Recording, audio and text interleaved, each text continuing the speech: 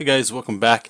So you saw from the quick little catalog in the beginning there, finally wrapped up all the initial starting characters for Gloomhaven, the board game, the chibi versions, and they're available now for print and for sale.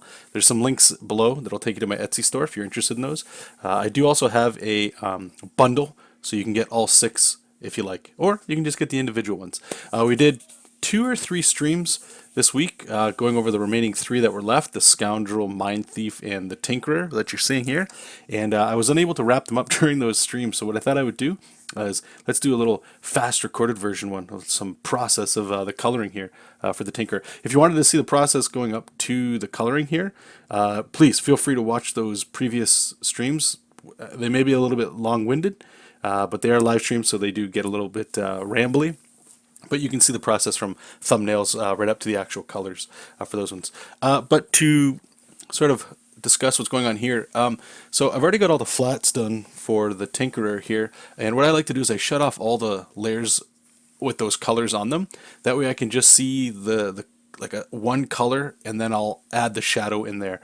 And with this method here, this is usually how I color nowadays anyway. I just feel like it's fast, and I'm able to crank out more work working this way.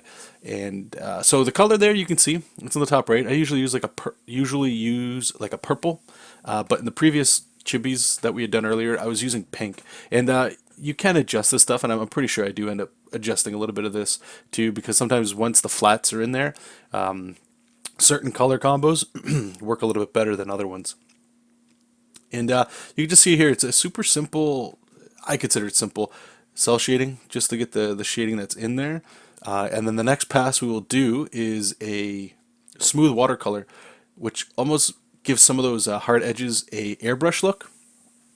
And smooth watercolor, that brush, because people ask me all the time about it, it is available right through Clip Studio. There's I forget which one it is. There's a watercolor section, and it comes standard with Clip Studio, so you don't have to buy any special brushes or anything. It's already in there. So as we go here, we got a little bit more. We're just worrying about like a simple light source and shading here. Everything from the top down. And we're going to start wrapping up. And here you can see I'm using that smooth watercolor right now. So the thought that I'm using generally for that is, so there's 2 kinds of shadows that I worry about: core shadow and cast shadow. Cast shadow is an object casting a shadow onto something else. So for those, I generally leave those like hard edged. But core shadows, they tend to blend, they fade. So that I'll try to add the little watercolor feel there to it. And that's why you kind of see it on the chin. And here I'm just sort of going back to the other chibis that I had already done, and especially the highlight layers. What I do is I just copy one from another one and then paste it into Clip Studio, into the new file, and that way I have the color that I need, and I can just start painting it in. And again, all these things, they're just, think of them more like you're carving in a shape, and I'll always have bunches of layers for this stuff. But that way you can always, control U and hue shift, all that kind of stuff for anything you need. And I'm trying to keep this stuff pretty desaturated, even though it looks kind of colorful. Because there's going to be some blending effects and stuff that we'll do on top of this, just to give it that pop, that punch.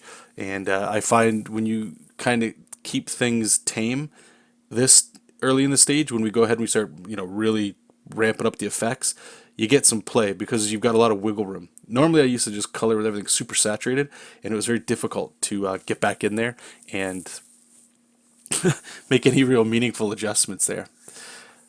So I think I'm just taking a little bit of a pause here in the video. Yeah, okay, here we go. We're back. I'm alive. Yeah, so we're going to go here. You see there, I'm doing a bounce light from the bottom. I'm trying not to go too crazy with the lighting effects here, because it can get a little bit jarring. There's a lot to look at. But for these character pinups, I like to give them a little special pizzazz in them.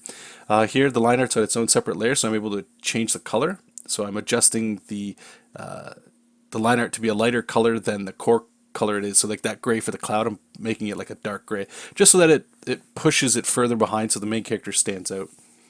And you're going to see we're going to start doing some color blending here, blurring, sharpening, adding my paper texture that I like to add to everything, and all that cool stuff. So hopefully you guys gained a little bit from this. If you enjoyed it, you can follow me on Patreon. All the layered files for this stuff will be available for Photoshop and Clip Studio, so you can download those and play with them. And again, these are available now on the Etsy store like right now. So if you'd like to buy a single character you like, or if you'd like to get the completed set, they're available up there as well. So thank you so much for watching. I appreciate it. All the likes, comments, shares, and all the discussion everybody's been doing lately. I really do appreciate it. It's been a blast. So thank you guys. Keep reading comics, keep making comics, and I'll talk to you later. Bye-bye.